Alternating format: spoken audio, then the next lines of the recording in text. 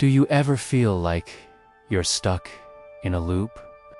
Waking up late, rushing through your day, mindlessly scrolling on your phone, and always telling yourself, I'll start fresh tomorrow. But tomorrow never seems to come. This was Daniel's life, year after year. He felt like he was just wasting his time, and the feeling was crushing him. One rainy evening, he visited his Uncle Henry, a retired teacher known for his quiet wisdom. As they sat on the porch, listening to the rain, Daniel finally admitted it. "Uncle, I feel like I'm wasting my life. I want to change, but I just don't know how." Henry smiled gently and said, "Change doesn't happen all at once, Daniel. It happens in steps. Let me tell you the 5 that changed my own life. The first step," Henry explained, "is to tell yourself the truth. Change begins the moment you stop lying to yourself."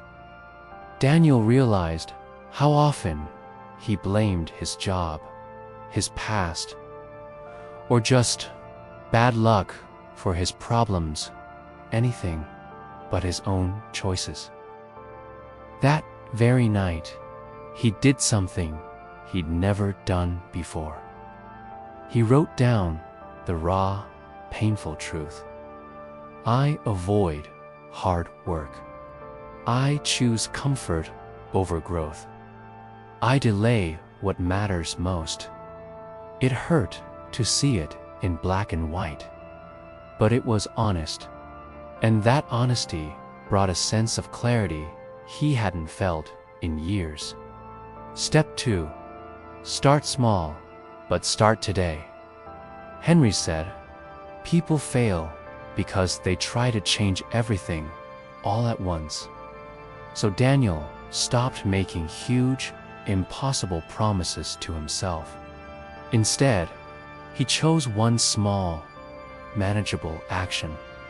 He decided to wake up just 30 minutes earlier, to read only 5 pages of a book each day, to take a short walk instead of scrolling through his phone. These changes felt tiny, almost insignificant, but he did them every single day, and that consistency started to rebuild his confidence, one small win at a time.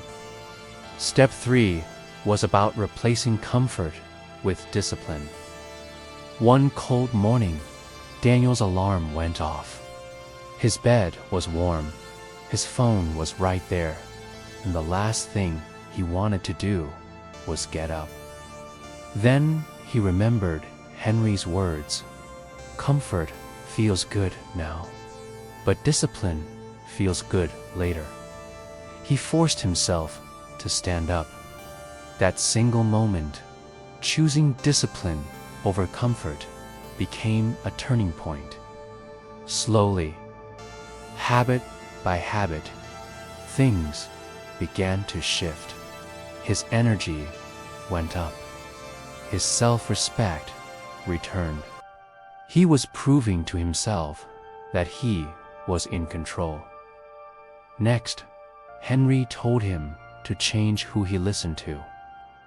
Daniel started to notice how much the people around him influenced his mindset. He consciously decided to tune out the voices that said, "You can't change," or "This is just how life is."